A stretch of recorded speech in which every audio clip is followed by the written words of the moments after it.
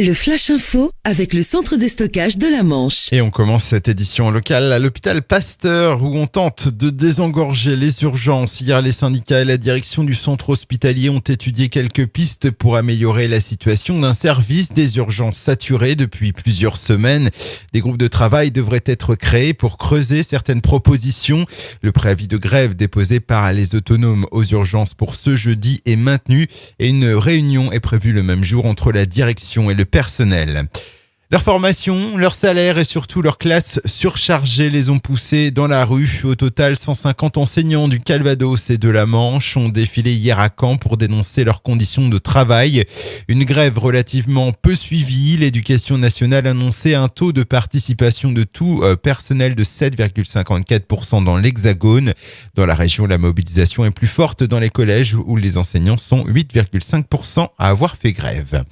Éducation toujours à Cherbourg au lycée Millet. Les enseignants et élèves ont appris il y a une quinzaine de jours la fermeture de la préparation aux concours paramédicaux proposée par l'établissement.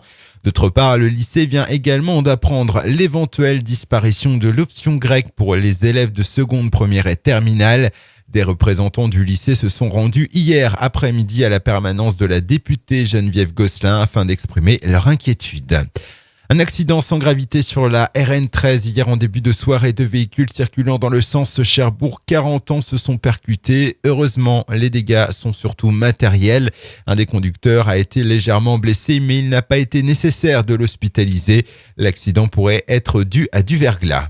Et puis une menace de s'égorger à Cherbourg. Lundi dernier, sur instruction du parquet, 5 policiers se sont rendus au domicile d'un Cherbourgeois âgé de 34 ans qui faisait l'objet d'un mandat d'arrêt. Face aux policiers équipés d'un pistolet à impulsion électrique et de bombes lacrymogènes, le Cherbourgeois menacé de s'égorger avec un couteau. L'homme a néanmoins été interpellé avant d'être mis à la disposition de la justice. Le Flash Info vous a été présenté par Landra, centre de stockage de la Manche à Digueulville. Pour en savoir plus et visiter notre centre, 0810 120 172, coup d'un appel local.